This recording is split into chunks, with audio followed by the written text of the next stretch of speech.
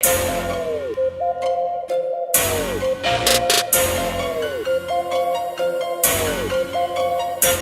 back for another episode of the Brooklyn or Bust Hotspot. Today, y'all know I'm a fashionable dude, so I'm gonna kick it inside the blacksmith denim, and I'm gonna show y'all / put y'all up on game. A lot of y'all fashion be a little funny. Y'all jeans don't really up to par. So today, I'm gonna introduce y'all to the amazing collection of blacksmith. We're gonna talk to the owner of this establishment, and I'm gonna put y'all up on a lot of game about the denim game and the history and where a lot of it come from. Make sure y'all download that app, Brooklyn or Bust.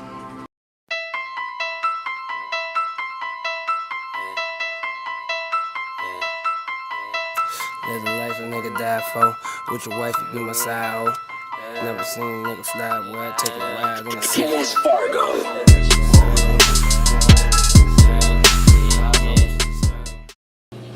I told y'all before I was gonna give y'all some game. Today I'm sitting here with Loren of Blacksmith Denim. So with that being said, I'm gonna let him introduce himself, and I'm gonna let him introduce y'all to the culture of amazing denim. Get y'all denims right, man. Y'all denim's not right. He gonna help y'all out and make it happen. You know? Likewise, man. Yeah, so my store, here in my store, which is called Loren Manufacturing. Within the store, we do a number of things. We make jeans here in the store. We also do a lot of denim repair and alteration work. So if you have a pair of jeans that the crotch is blown out, we can fix that for you. Yeah, my jeans right now got a little rip in them. See that? Look. It's kind of hanging. I'm doing kind of bad out here myself. We can patch that up for you. He said we could patch that up for you one time. So, in addition to that, I sell my blacksmith brand. It's Blacksmith Denim. It's all U.S. sourced, selvage denim, made in California. It's a men's collection. I sell to a couple stores in Japan and here in the shop. Denim jackets. Yeah. I saw some of the denim jackets. The denim jackets are definitely amazing. I would like to ask you. I know is it the Loren Denim that's made in Brooklyn? Yeah, exactly. What do you love most about Brooklyn? Because I'm a Brooklyn guy. I love everything about Brooklyn. But that's just me. I want to know what you love about Brooklyn. Well, I live here. I just live a block down the street. So I've been here right in this neighborhood for about 11 years now, going on 12 years. Watch this place change a lot. Luckily, I was able to get a little retail store in a good location. But I rarely make it into Manhattan anymore. I know Brooklyn is the wave, man. It's a huge borough. So definitely. Was this a childhood dream of yours? Not a childhood dream, but it's been the retail component where we make jeans in the shop. It came to me back in 2001, 2000. Something I wanted to do. I started teaching myself how to make jeans back 2001. I used to design for Levi Strauss in 99, 2000, 2001. And then I did a denim brand after that, and then I started teaching myself how to make jeans. That's what's up. So you definitely heavy in the denim game. Yeah. If there's somebody, right, a celebrity that you would like to have represent your brand of denim, who would it be and why? Man, it's weird. A lot of people. The clothing industry is based on a lot of people, wearing. Yeah, it's like who stands next to your brand, kind of is what makes it. Yeah, I don't know, man. That's tough. Got to be somebody that you like. If given that one phone call, like let's say somebody came in and said, anybody in the industry, who do you want? I can make it happen for you right now. Make it happen. All right. Well, depending on who you say, I might be able to, but yeah. Jeez, man, I'll have to male or female? Male or female?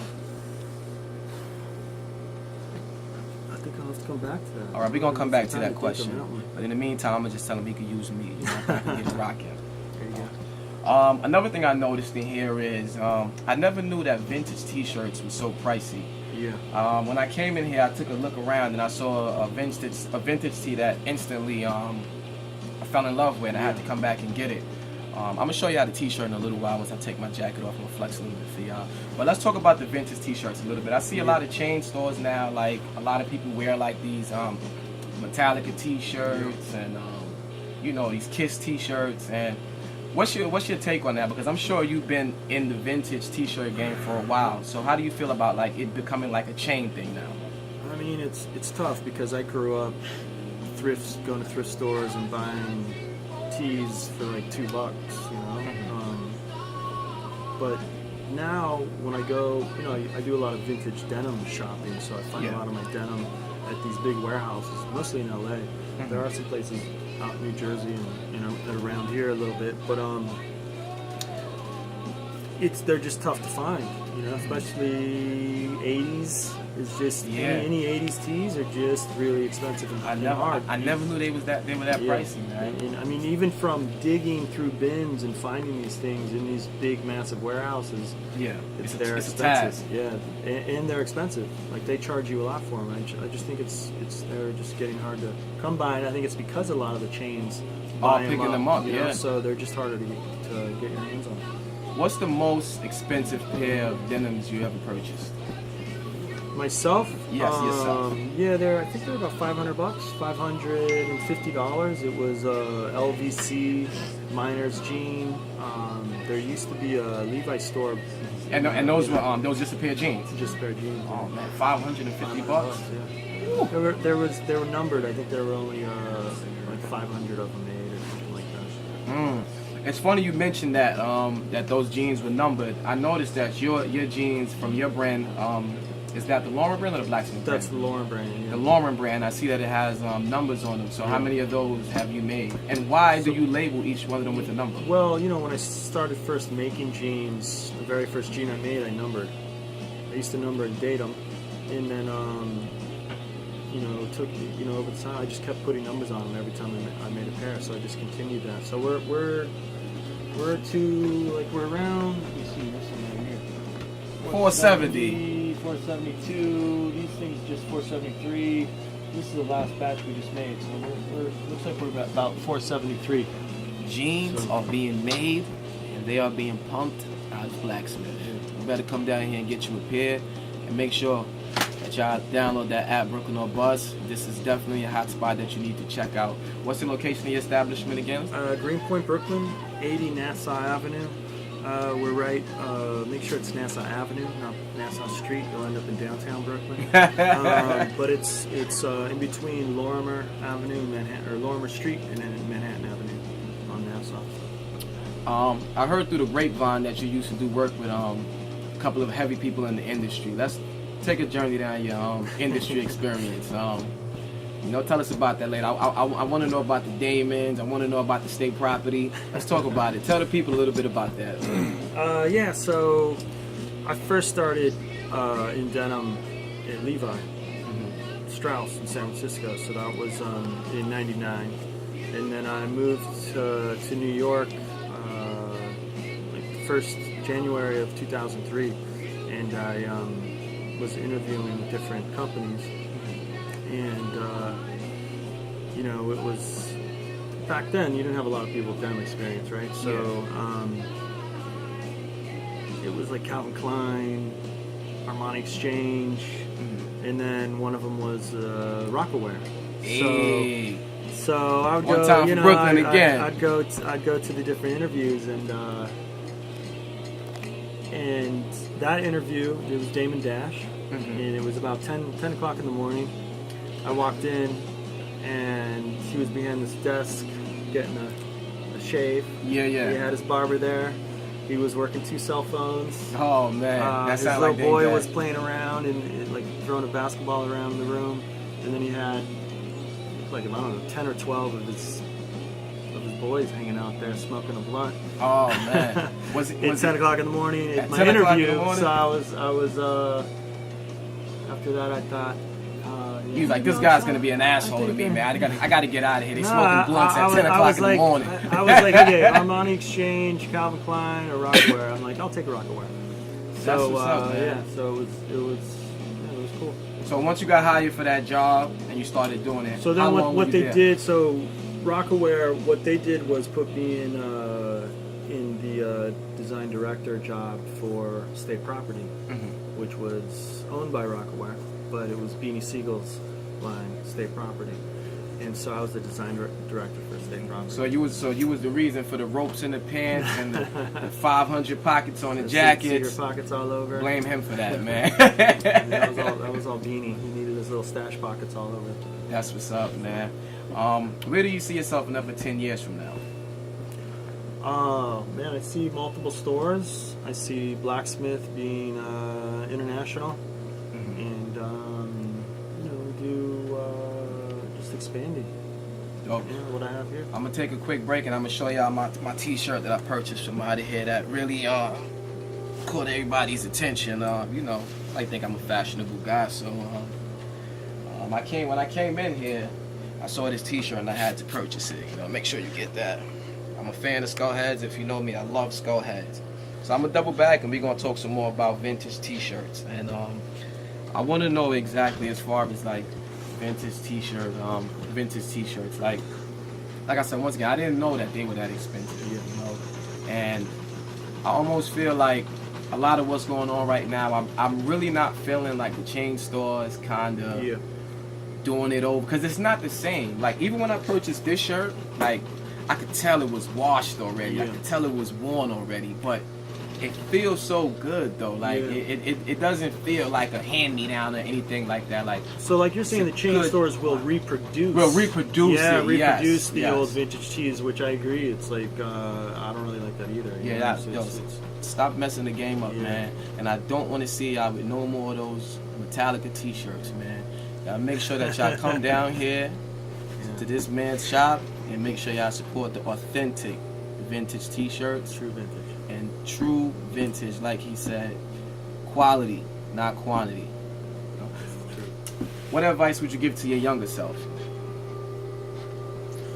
Jeez, take business courses. It's like learn the business end of it. It's like, it's easy to design the stuff, but to make the business work is the most challenging part. That's crazy. It's funny that you say that because I used to dibble and dabble in the fashion as well, and everything that I'm doing now, I didn't go to school for any of it. When I was doing my T-shirt line, like I said, I was blessed to have Alicia Keys, Carmelo Anthony, Jay-Z, Beyonce, and I try to tell people all the time, like, it's cool to have, education as far as a certain particular kind of field and whatever field it is that you want to enter in, but there's nothing like crash course. At the end of the day, when you go to school, they don't teach you the little ins and outs as far as just as simple as being a people's person. Because you can know the books, and if you're not a people's person, it's of no value. So I actually admire the fact that you didn't go to school for it, and you're still here, and you're able to have this amazing establishments that has dope accessories, dope hats, T-shirts. You got bikes hanging from the ceiling. Like it's really, really dope in here. You have to come and check it out, man. Brooklyn or Bust, make sure y'all download the app. We here with Blacksmith and we working. And y'all make sure y'all stay tuned. Is there any last words you want to give to anybody? And any type of advice that you might want to let people know about in particular? Or is there any story that that impacted you in any kind of way that you want to share that might motivate somebody that's watching this? Man, I don't know. Be cool, stay in school. Talking about that. No, I mean, just going back to that, it's interesting because I feel like, I put a lot of thought into that. It's like I feel like taking a couple business courses is pretty important because I feel like creatively, I think that you're kind of born with that. Yeah. And you're kind of, that's something you sometimes can't teach people, right? Yeah. So the creative will be there if it's there, So it's like just basically sharpening your sword. Sharpening your sword. Because at the end of the day, it's all about the cash flow. Definitely need capital to keep this thing going. Work, but yeah, I mean, I'm 100% in the denim world, and that's what I love, and that's what I do. So, it's question: my thing. What makes? Make sure I say it right this time. Selvage denim so expensive. Okay, so selvage denim is anytime it's selvage denim is it really stands for self edge. So it's a finished edge of the fabric. anytime you see a salvage denim, it's made on a vintage loom. So it's a shuttle loom, so it's an old loom. Modern denim is made on wide looms and weaves 10 times faster than salvage denim. Salvage denim, typically you'll use better cotton, longer staples, better cotton yarns. You'll spin the yarn differently, wing spun. Yeah, I could tell that it's a quality jean, man, and I could tell that it's one of those things that when you purchase it, you'll have it for a long time. Yeah, and I mean, and you're using their narrow width, so you use 3 yards of fabric for one jean, unlike these other jeans that aren't salvage. Like here's some 7s. This is, you don't see a salvage edge there. This is about 1.5 yards of fabric. And it's a lot less expensive, So this is your salvage edge. So this is your finished edge. That's the finished edge. A lot of times you'll have, it's like what I'm wearing right here. You got this is your kind of traditional with the red stitch in there. That's pretty traditional. They call it the ID. Back in the day, it used to be like Levi, Wrangler, Lee was yellow stitch, Levi was red stitch. Wrangler was green stitch, so it was their idea. It's how the factories knew what fabric was for what company, So it's just a premium from starting from the cotton to how they spin the yarns into weaving on vintage looms, which give it, they're a little inconsistent, so you get character from that inconsistent weave. That's basically what makes it so special. Dope, man. I appreciate that jewel and that lesson that you just dropped on me and took the time to explain. I'm sure a lot of my followers would really appreciate this information, man. It was awesome interviewing you, man. I have to come back to do the other aspect of your brand, man, and I definitely want to wish you continued success, man. It was a pleasure. You have an awesome establishment. Thank you. Make sure that y'all download that app, Brooklyn or Bust. We're here with Blacksmith. Make sure y'all come out and support. What's the address again, so my followers can 80 Nassau Avenue. 80 Nassau Avenue. That's in Williamsburg, Brooklyn. Don't end up somewhere else and get lost. 11222. Brooklyn or Bust Hotspot. Till the next episode. Brooklyn or Bust, y'all.